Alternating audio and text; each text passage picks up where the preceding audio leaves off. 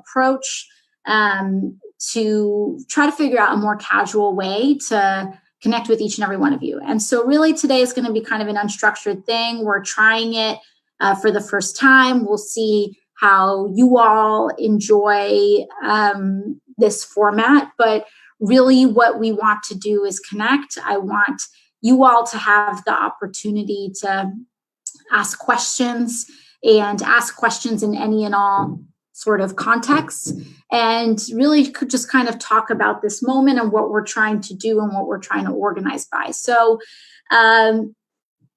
pull up, make a cup of coffee, make a cup of tea. I've got my little Yes We Can cup.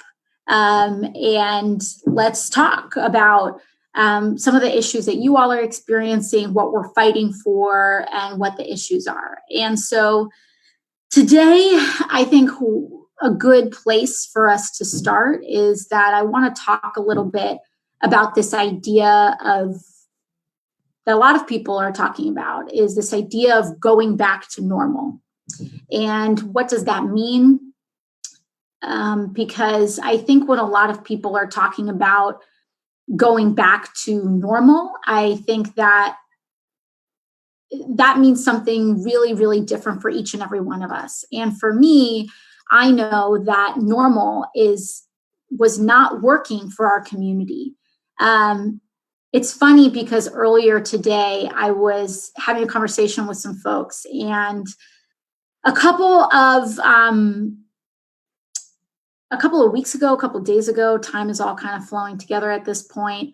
There was this huge, like, kind of Fox News firestorm because I said that for a lot of workers, and suggested that a lot of workers perhaps shouldn't go back to work if they're going back, if they're being ordered to go back into unsafe conditions. And by unsafe, we don't just mean people lacking PPE, which is, of course, super important, but also it's unsafe for us to be working 70, 80-hour work weeks over 2 jobs with no health insurance and a completely precarious way of life. And that was normal. I think one thing that we need to kind of realize is that we're not going back to normal. And that is for better or for worse. I think that for those of us here in New York City, I think we are starting to internalize that. That's something very fundamentally has impacted us and has shifted. But I think a big issue that a lot of other people in the country don't quite understand is what's coming, is that what we are really experiencing right now is not the depths of this crisis. This thing is just starting. And we really need to, I think, unfortunately, settle in for what may be a very long and bumpy ride in how we're going to get through this. I think that there are going to be certain industries that, again, for better or worse, certain aspects of our life, for better or worse, that are changed.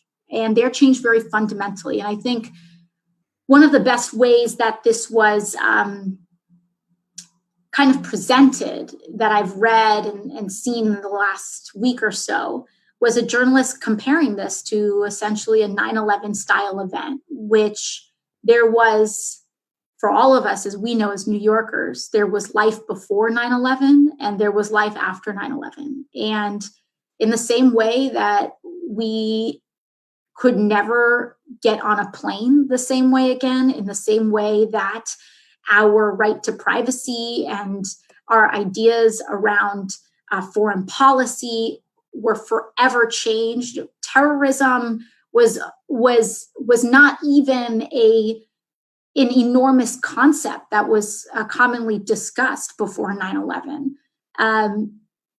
All of that fundamentally changed.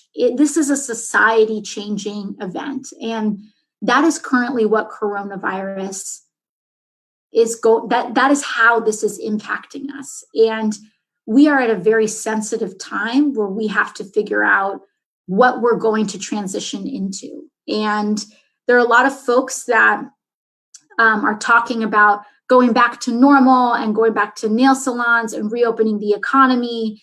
And, I think we're all there in that none of us want to be in this situation. And the situation probably wouldn't be so bad if we were able to fight for adequate testing and adequate healthcare. And also, I think it's also important to acknowledge what's fair too. And I think one thing is that any president right now, it's no secret that I'm a critique of our current president, but that I have a critique of our current president, but any president would be struggling right now because we have been defunding our systems of social safety for decades.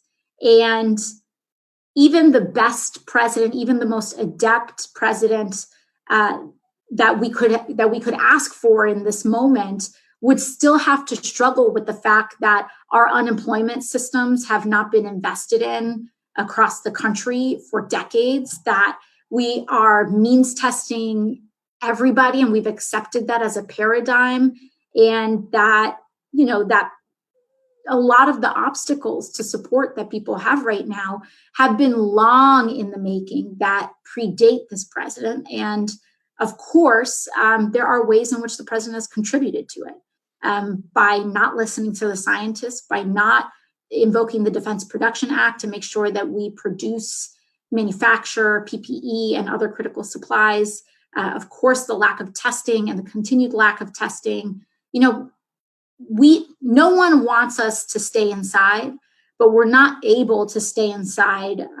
We're not able to end that policy until we get mass testing and contact tracing. And when people talk about, when are we going to be able to go back to business? It's not about a date.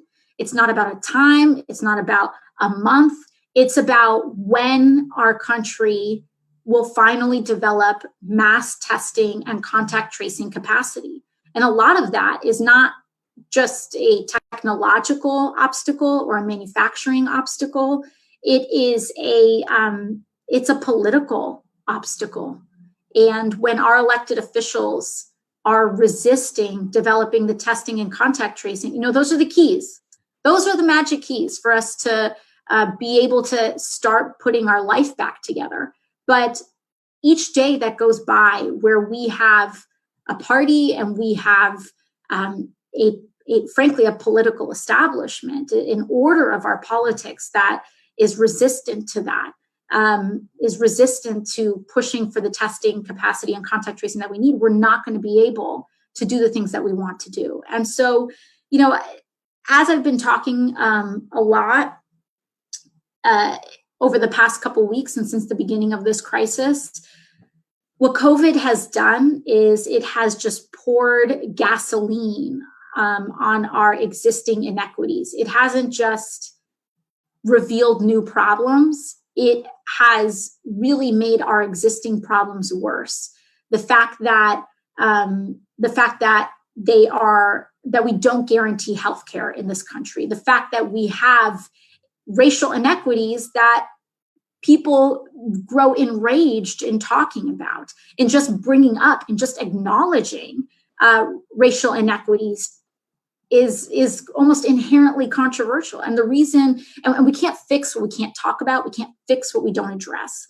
But I think the good news is that we do have political fighters. We have Congresswoman Pramila Jayapal, which is leading in an effort to guarantee healthcare to all Americans who need that coverage during this crisis. And I think that it's a model of how we can govern in a way that is just and helps the most amount of people. So that's really what this is about.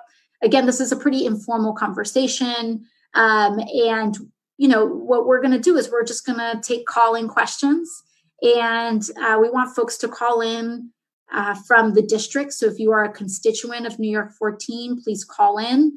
And I'm happy to put you all on the phone and have us talk about these questions. So I believe our first question and our first call is from Tara in Sunnyside. Are we able to patch Tara through? Yes. Hey, how you doing? This is Tara Devlin. I live in Sunnyside. Okay. I think It's there's a great to delay. hear. Are you there? Yeah, there's a little lag, but All right. great to hear from you. Thank you so much for calling in.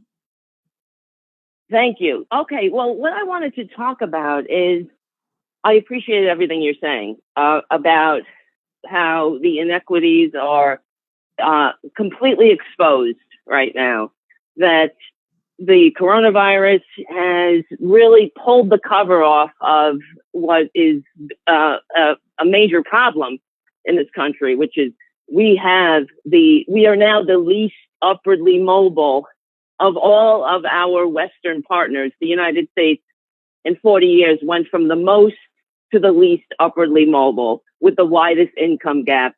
And we're the only country that doesn't guarantee healthcare as a right of citizenship and all the other things that the progressives talk about.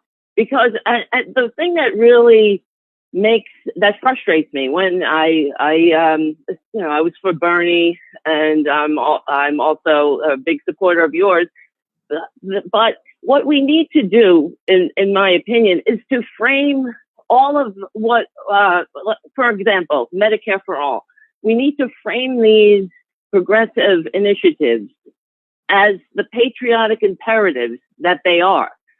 It's not just a nice thing to do. It's not just the moral thing to do, but they are necessary to maintain a functioning democracy. We don't leave anybody behind. Mm-hmm. It is just like we don't leave people behind on the battlefield. We don't leave them behind in sickness or in ignorance, let's say, for higher education or living wages. We don't leave them behind without housing, without opportunities. And this is really the bottom line, because, the entire United States is the U.S. itself is a progressive initiative. Mm-hmm. You know what I mean? We said we don't need a king and an aristocracy. There was nothing more progressive going on in the world at that time than what we're doing here. And I'm afraid that we're losing democracy. We're losing the grand experiment because of all the upward immobility and income disparity. You can't have, like Justice Louis Brandeis said, you can't have democracy. You have to make a choice. It's democracy or concentrated wealth, but you can't have both. And I'm afraid that if we move past this time and we don't really seize the opportunity to change it, we're never going to have an opportunity to really fix what needs to be fixed. And it's not just, like I'm saying, I wish that you guys, like with Bernie, it was frustrating listening to Bernie debate the other Democrats, because it's really, we're on the right side of history and the right side of democracy. It's about saving democracy as a patriotic imperative. And I think that's something that conservatives can also connect with if you frame it in that kind of way, as a patriotic thing that must be done. Yeah. So, and anyway. Tara, I think you bring up a really, really smart point, because I think you're approaching this as a real organizer, right? Which is that people respond mm-hmm. to all these different frames, right? And right. You're going to have to make the argument for the same policy, the same conclusion in 10 different ways sometimes to get 10 different people on board. And we need to be able to talk about these things, because you know what, for some people, the morality frame is what wins them over, right? For some people, it's like, okay, yes, there's the patriotic thing to do, but I want to do it because it's the right thing to do. And for other people, it's vice versa. Other people, it's like, okay, bleeding heart liberal, whatever. But I want to support this because it's good for our country. And I think you're totally right in that we're going to have to really start getting good at being able to argue for this policy in a lot of different ways, not just the same way, in order to reach out to a lot of people. Because, one of I think the big blessings that I had in my experience with Bernie is that it was my first time going to places like Iowa. It was my first time going to communities like this in Nevada. And, I think we all know intrinsically that that this is good for all of us, but having the experience of being able to go out with farmers and go out in communities that I've never been in my whole life, it's only reinforced this idea that, man, it doesn't matter how different we are. This is really critical for every single one of us. And we may be experiencing all of these things in different ways. I experience it, you experience it, we experience it as New York City residents, as outer borough residents. But even though we have a certain cultural experience, like we're all experiencing the same reality sometimes through different cultural lenses. And there's nothing wrong. I think there's nothing wrong with leaning into that. And what is like the Midwest spin on Medicare for all? What is the New York City spin on Medicare for all? And and I think you're totally right about that. And there is a patriotic argument for it because absolutely, all of this is I think a patriotic act because for once we're trying to return power in this country back to voters and the everyday people, the citizens, residents that make it up. So I think you're totally right. And, that's also up to each and every one of us, right? Because you and I, we have, I think the most powerful thing that we have is the power of our intimate relationships, right? It's, you can get through to your cousin or to a niece or to a nephew that in 99% of situations would tune out the argument. But because it's you and because they care about you, they'll give you a shot and you can win them over. And I think it's important to also reiterate that it takes many conversations, right? It's not a magic, like you're not going to debate your coworker one day and change their mind in one conversation. We kind of like chip at it, but we got to keep at it. And I think we can get there. And I think, using recommendations like yours are really smart, and that's how we do it. Yes. And could I just make one more point? It's sort of like with FDR and Social Security. FDR created Social Security to belong to all of us. That's another thing that drives me insane about the Democrats, because they're very good at throwing subsidies at everything. But in my opinion, those subsidies, they're great. It helps. But those subsidies actually subsidize the broken system. They don't ultimately subsidize the people. And it keeps people divided.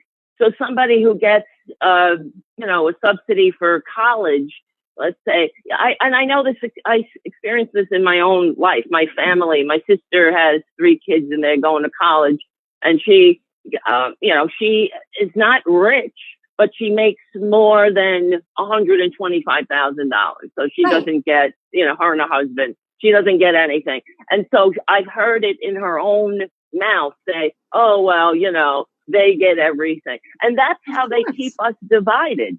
Absolutely. So that's why, it's like everybody in, nobody out. That's why they, FDR created Social Security to belong to everyone, because it is a unifying program. And you notice how how many years Republicans have been trying to privatize it. They haven't been successful yet because it belongs to everybody. 100%. And that's just like I believe, Sorry, no, just like you said, that's the value of a universal system, because you're right. Exactly. When we do these like means testing and draw these arbitrary lines, it never acknowledges the actual local reality, right? Which is, you're saying this is your sister or your sister-in-law? Oh, okay, you might have been muted, but you're talking about, a loved one of yours that feels this way because they're making 100, maybe 125 or maybe around there. Yeah, because in New York City, that is not a lot of money, but if you float that number to anyone outside of New York City or anyone outside of the state of New York or people in a more rural area, they'll say, oh, she's rich. And then meanwhile, you've got people that are living a very middle-class lifestyle on those funds and looking at those other folks and saying, well, they're getting everything. Why am I paying for this?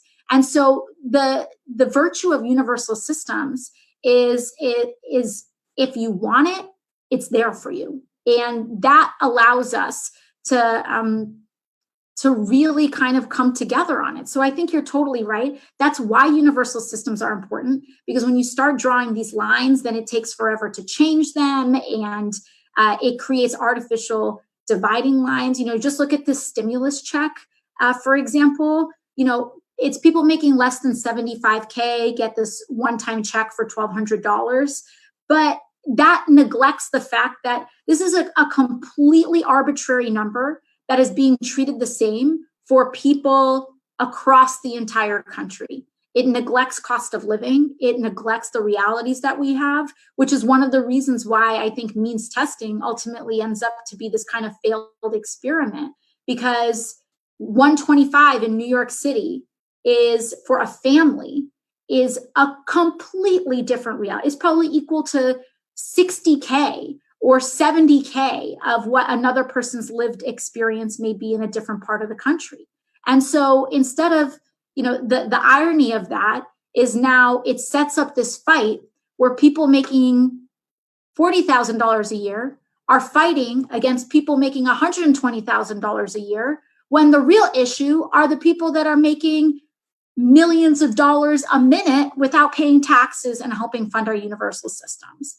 And so when we fight over what line this is, it's one that feeds into this myth where middle-class people are where we think if you're making 100K or 100, 150K, that you are like part of this same rich elite class of people as people who are making millions, if not billions of dollars.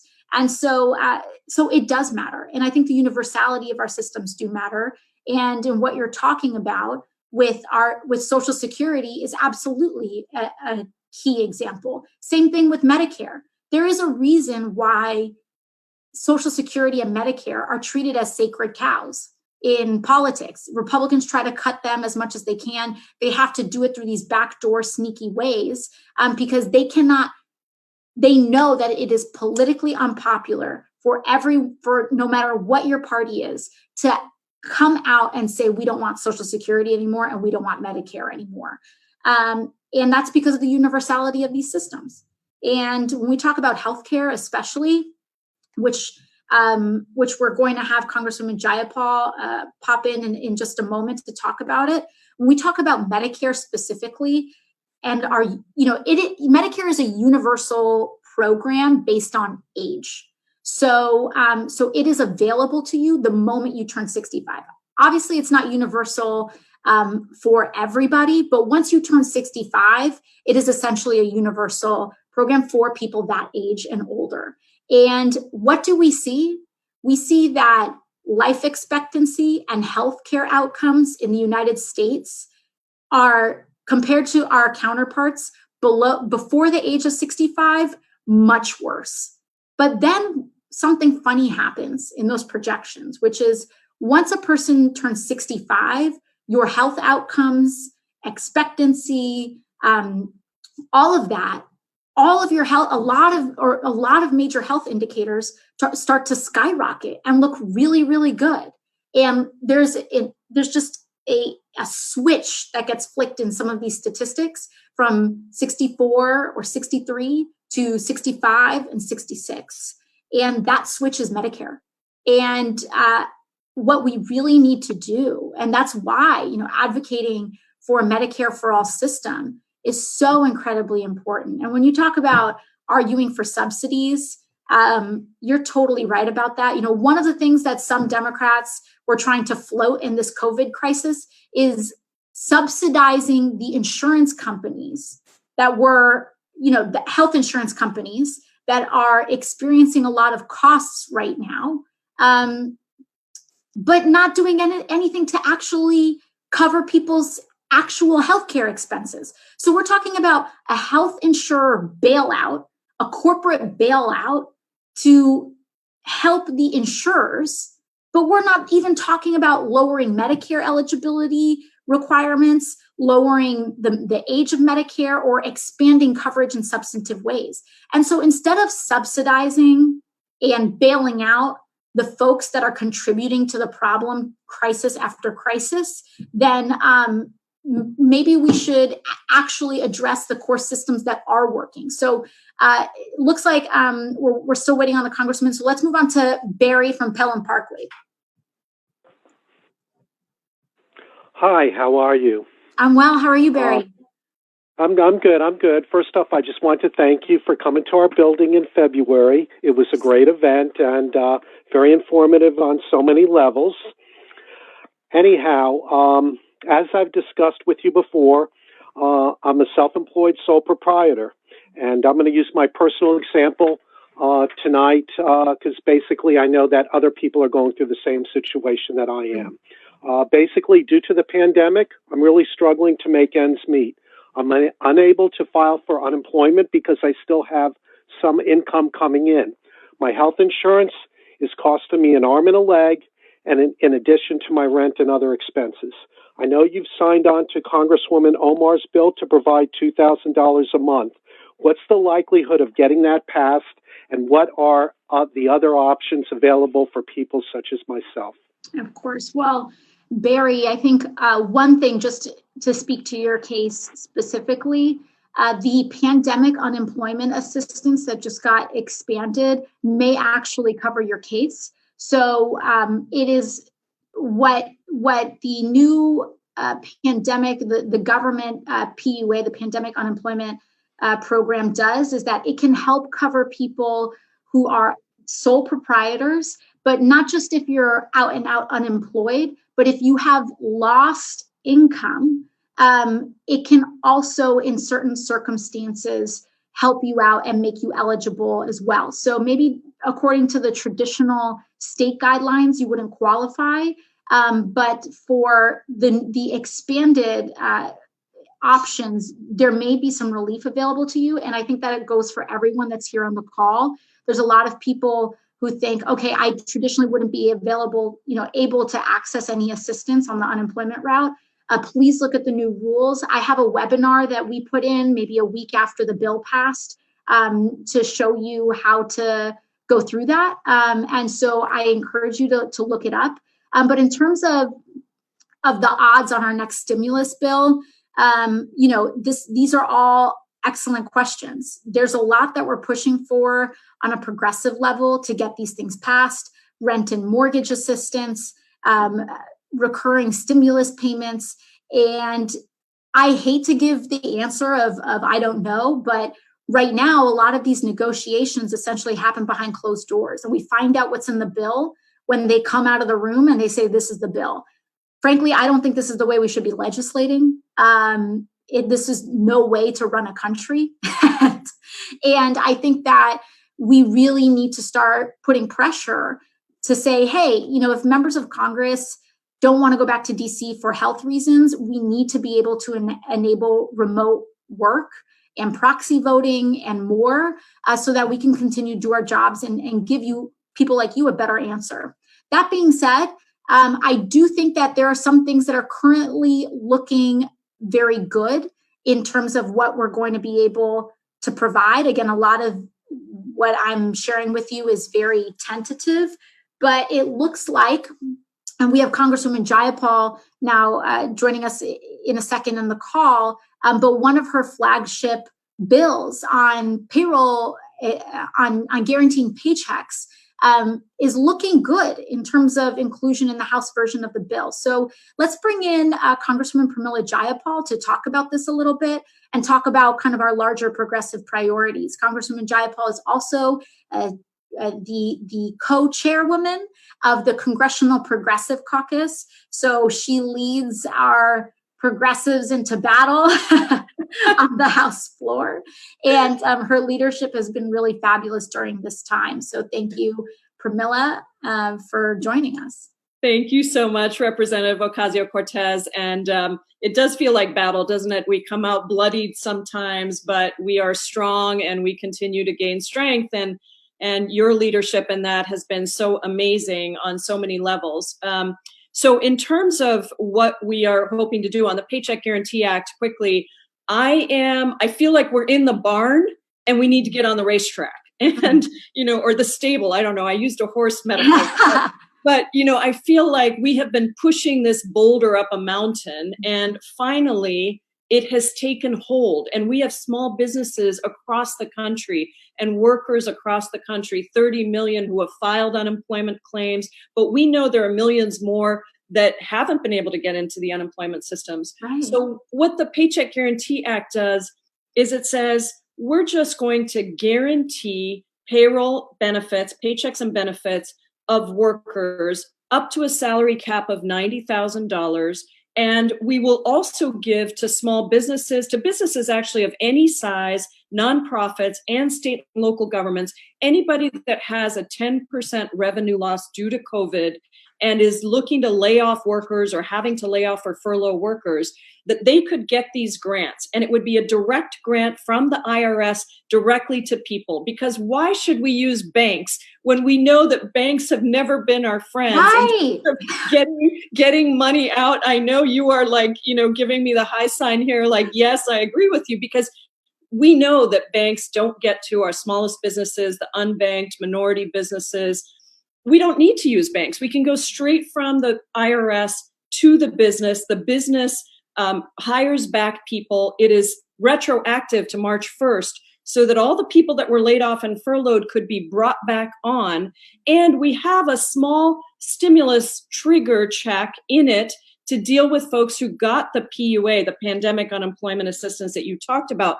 Because for people earning $40,000 or less, we need to make it worth their while to come back onto a paycheck, because that was a generous expansion and I fully support it. Now, on top of that, we know that for Black and Brown communities in particular, once you are on the unemployment system, the discrimination in the workplace means that you have a harder time getting your job back. So if we can keep people tied to their jobs, if we can keep businesses going through this, we reduce the unemployment rates. And mass unemployment, you know this, Alexandria, is a policy choice. It is a choice. It is a choice. And it is a bad choice. Mm-hmm. Most countries around the world that are in our position and have the resources that we have taken a different route. Germany, Denmark, France, but also Singapore, Malaysia, South Korea, they have all implemented this. Last thing I'll say on this, and there's a lot to say on it, but I know you have a lot of topics to get to. Last thing I'll say on the Paycheck Guarantee Act is, why should we only protect paychecks of the airline industry or the businesses that have less than 500 employees? Because here's the thing. If you are a low-wage worker, you could be working for a big company or a small company. Mm-hmm. And the reality is we want to protect those paychecks across the board. And we know that 70% or 80%, depending on which numbers you look at, of all of those who have been unemployed are in the lowest wage categories. Mm-hmm. So the benefit of the Paycheck Guarantee Act, according to the estimates we got, is not only will it cost less than we've spent on a flawed PPP program, or the $450 billion that you spoke so powerfully about on the floor that went to Mnuchin with no strings attached, but that this would actually be cheaper and it would cover 30 million workers, and 92% of those workers would be in the bottom 3 income quartiles, 67% in the bottom 2 income quartiles. So I really hope that everyone will, help me to raise and help you to raise the pressure around the Paycheck Guarantee Act and really push for this to be the case. The speaker has been actually really powerfully pushing this within our caucus, but we do need to build support across the board to get it into the next package. Yeah, no, of course. And I appreciate you bringing that up, because I think sometimes what happens is that these negotiations, they're very hard for a lot of people to follow. Yeah. And, what they hear is, okay, we're fighting for this, we're fighting for that, but what's actually going to end up in this bill? And then, the text of the bill comes out, and then people are like, what the heck? And so it's important for us to be mobilizing and calling people before the bill is out. Like, exactly. That is what we need to do. If you are on this, if you are mobilizing, it's not just about calling people to vote for something or vote against something. We need to be there applying pressure as we're shaping the thing. That's and, it's no secret that not every single member of the Democratic Party believes all the same things. And that means, as progressives, we need to fight and make our case to Democrats as well as Republicans. And people get real nervous and antsy when we talk about it, but it's the truth.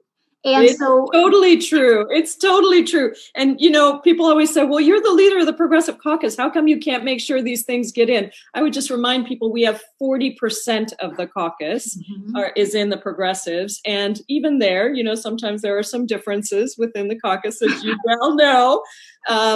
And so we have a lot of work to do. We have to elect more progressives like you. I mean, you have been such a big boon to the caucus. And to me personally, as I watch you, really wonderful and inspiring. And we have to continue to do that.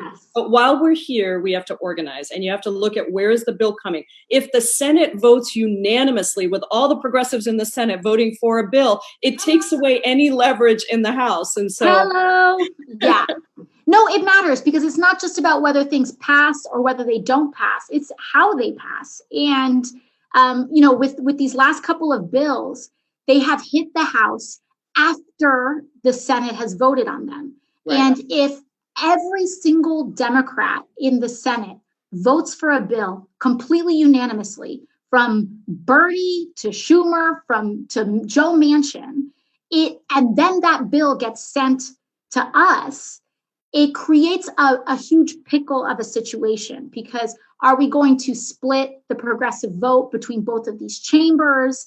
And so even if these things pass, sometimes, putting a chink in the armor on the Senate side before that vote comes to the House side gives us some leverage to help shape it and improve it. And so, even in terms of, I'm going to get in trouble, but it's like, even in terms of, calling, really talking to our progressive champions, we need to say, listen, we need to break through the barriers here, because the unanimous kind of Senate votes do impact how these things can be shaped on the House side. And, that's exactly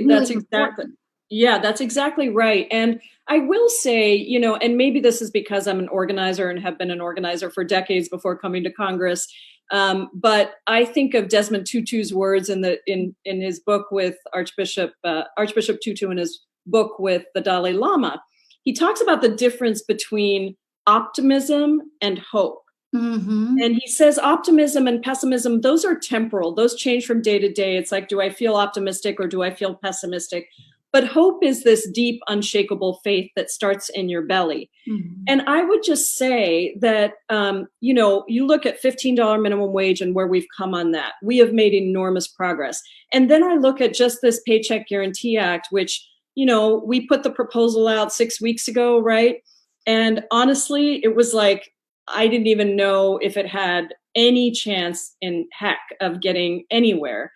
And today it is really on the table. And I say that with some amazement and some surprise, but it's because we've been organizing, and because small businesses raised it directly to Speaker Pelosi in a town hall, and because Main Street Alliance has been organizing, and because Indivisible and the progressive groups have been organizing, writing letters, op-eds, all of those things are really valuable. And you know that, and you use your base and in all the wonderful ways, in addition to being just incredibly compassionate. I've been watching you deliver food and to people, and I just want you to know, and I want the constituents, I want your constituents to know, I know all of your constituents love you, I just want them to know how deeply meaningful it is to have somebody who is as bold as you, but also not invested just in your own ego, but in actually delivering real relief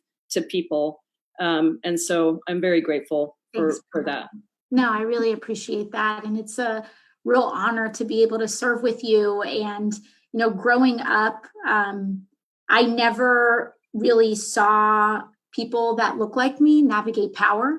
And it really makes a huge difference. It really shapes your view of the world. And it just is really mind-blowing that my first experience in Congress is also being led and mentored by a woman of color, not just any woman of color, but, oh, by the way, she's chair of the Congressional Progressive Caucus and leads the progressive agenda. It's really profoundly meaningful because it also makes our fights intersectional. And you understand that deeply. And watching you navigate and move in these spaces, not just legislatively, but how you move in these spaces as a woman, how you move in these spaces as a woman of color, and really owning and generating and wrestling and struggling with power, because that's what there's no perfecting it. And it's just really inspiring. And it's just a real honor to be able to serve with you. Thank you so much. And this is wonderful on many levels, but keep fighting for your constituents, for all of us, for the country.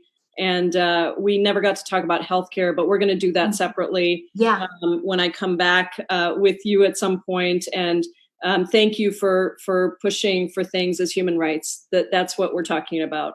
Thanks, Alex. Great to see you. Bye-bye. Camilla, thank you. All right. So that was a fabulous cameo that we had from Pramila Jayapal, chairwoman of the Congressional Progressive Caucus. So let's kick it back to questions. It looks like we've got a question from Bridget in Jackson Heights. Bridget? Hi, I'm here. It's really nice to be able to ask my question. Hello. And I definitely do not want to go back to the inequality and the injustice of our country's history and our recent history, actually our present. I just wonder, as we go into a new and better age, which I'm very hopeful that we are going into, how you as a representative in our House of Representatives can make some efforts to move our foreign policy forward in a better direction. And usually I hear you talking about domestic policy, but I'd love to hear what kind of ideas you have about America participating in the community of nations. Yeah, no, that's such an incredible question. And I think that it also points to one of the most exciting growth cusps that I think we have in terms of the progressive movement overall. It's, the domestic policy is an area where I think the progressive movement has a lot of strength, a lot of history, a lot of things to point to. And what's exciting about looking at foreign policy is that this is our opportunity to really look at what just foreign policy looks like. I think from a broader perspective, we're starting to coalesce around things that I think we know. I don't want to say just like bad in terms of a blanket word, but I think we're starting to develop a consciousness around U.S. foreign policy that just was not there. Even when I was growing up, I think a lot of us operated from these frames of security and patriotism, and if we are choosing to invade a country, then it must be for good reasons. And I think that's just how we operated for so long, culturally and politically as a country. And now I think we're in a very interesting point where now that we are decades into endless wars that many of us grew up with, that for many of us, we have lived almost our entire lives with the United States at war or engaged in war with one country or another. And apologies if you hear my dog in the background. And I think now we are at a very interesting point where we're sick of it, where a lot of Americans don't have the appetite for our country trying to justify yet another invasion or yet another military action. And at the same time, a lot of folks, we don't have there isn't an articulated foreign policy vision beyond bring our people home, get us out of Afghanistan, get us out of Iraq. And what does that mean? What can we develop a just foreign policy outside of that? And I think that we can. I think that we're having inklings of a lot of that articulation that's going on. I'm very thankful to be serving with Representative Ilhan Omar, because with her personal experience living through war as a child and as a refugee, she brings such an important firsthand voice to the consequences of bad U.S. foreign policy. And so I'm very excited to be able to work with her and really start having important conversations, like conversations around sanctions. We need to talk about how people believe that sanctions are almost a peaceful alternative to military interaction, when oftentimes what sanctions do is that they prevent the hungriest and the neediest people in a given country who are already suffering the most under a given regime it prevents them from being able to support themselves. And so what it ends up being sometimes with poorly constructed sanctions is that it's almost a class warfare between borders. And we do that, I think, a lot of times because we don't understand a lot of those implications.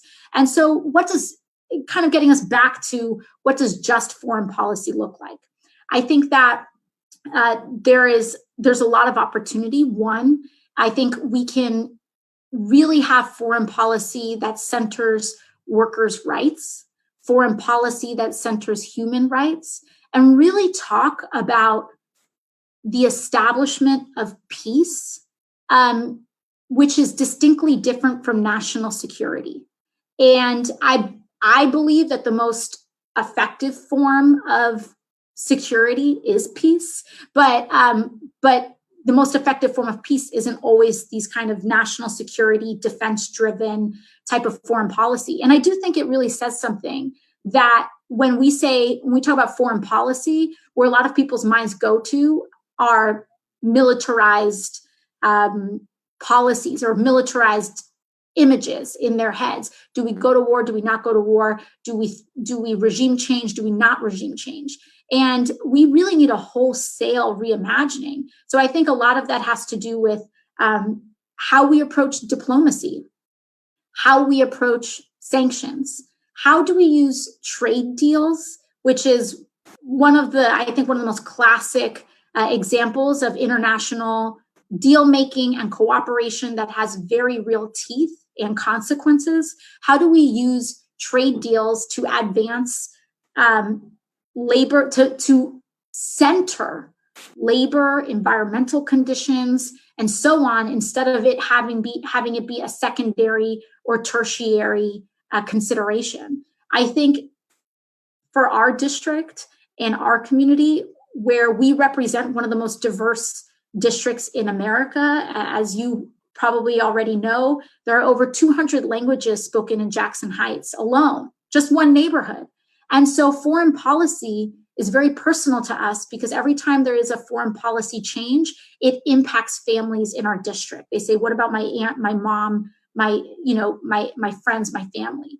And it's going to be uphill because a lot of our media, a lot of our politics, and a lot of folks in our culture are oriented, the foreign policy that gets covered in the news is, do we go to war? Do we not go to war? Do we intervene militarily or do we not intervene militarily? Instead of stripping away some of these things and say, first of all, what has led to this situation, and also examine our own role. And I think we're going to have to I think we already kind of have had a little bit of that reckoning with Afghanistan, but we're going to need to have, we're going to have to honestly assess our past policies in Latin America, in the Middle East, and throughout the world in owning our part as part of a global community, and not from a frame of imperialism or colonialism, but from an active partner that wants to contribute to a better world. And I also believe that climate change is going to force us to do that, because this is a classic issue that is threatening all of humanity at once. And it's going to force, hopefully, if we try to be responsible about it, it will force cooperation beyond just military frames. So I hope that answers some of the questions. But again, in terms of hard policy, questioning the idea of sanctions, making sure that our trade deals are not marginalizing workers here or abroad, centering centering foreign policy on actual democracy. People say we're spreading democracy around the world. Invading a country is not spreading democracy, but supporting pro-democracy reforms and not, discussing and really examining the U.S. history of regime change when we don't like the democratic results is something that we need to own up to, and in order for us to move forward. So those are some ideas right off the top of the head, but thank you for asking this question, because I think this is going to have to be an ongoing conversation, an area of growth for the progressive movement. I will take one last question from Dr. Roseanne in Astoria. Hello? Hi, yeah, you're in. Oh my gosh, thank you so much.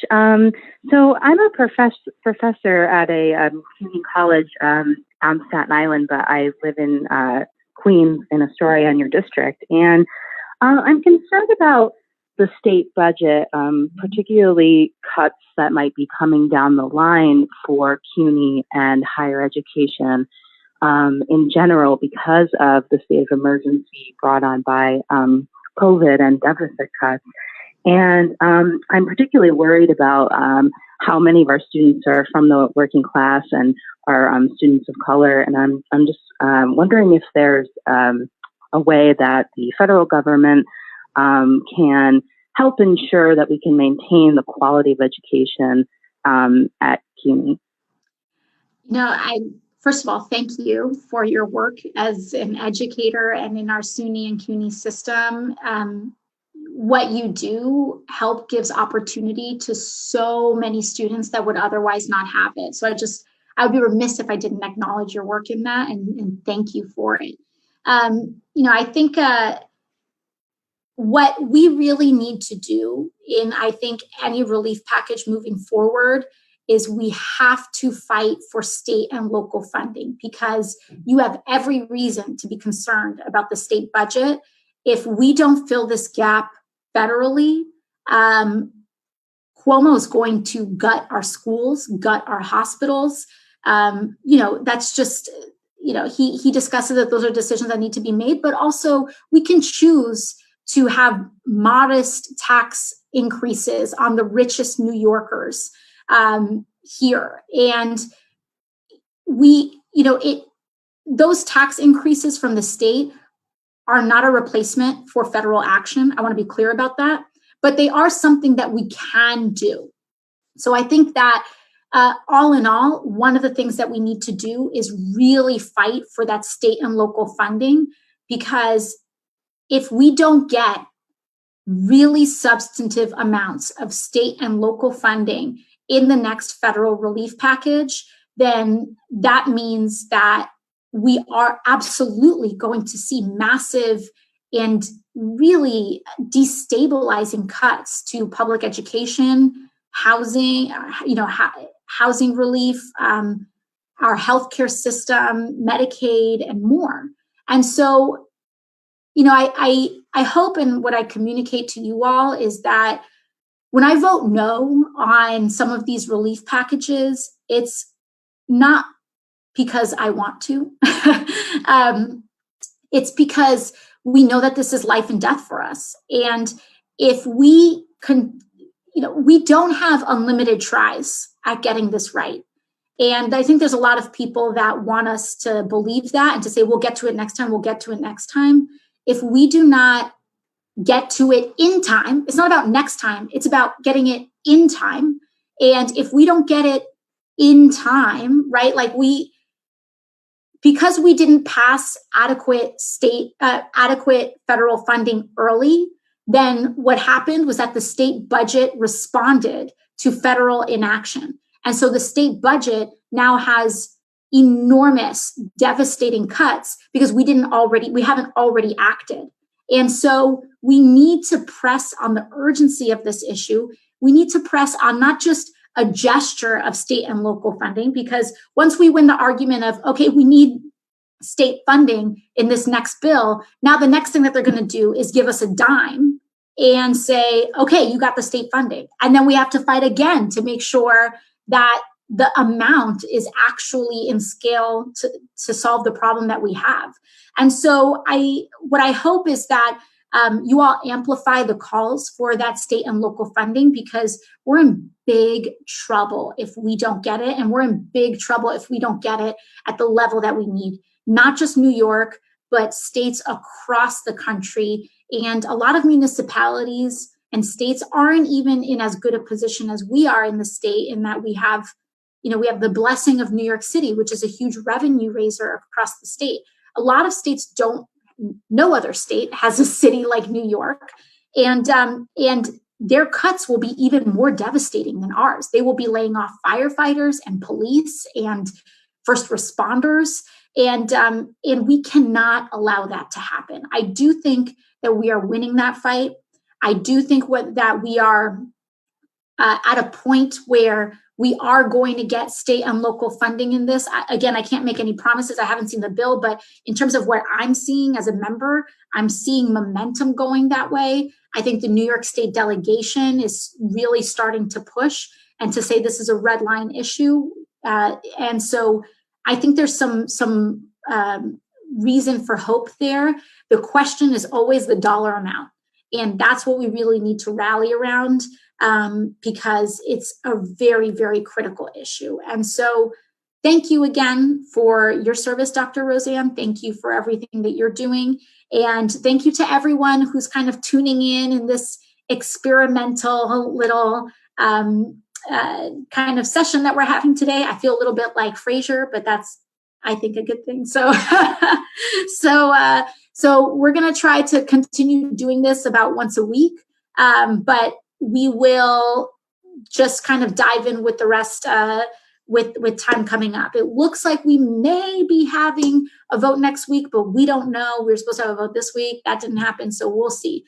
But I just look forward to continuing to fight for you. And again, every single day, I am so thankful for the trust that our community and that you all have put in me to be your representative in Congress and to try to give our community a voice in Congress. And, it's never something that I take for granted. It's the privilege of my life. And I am so grateful that you all are tuning in. Bye-bye.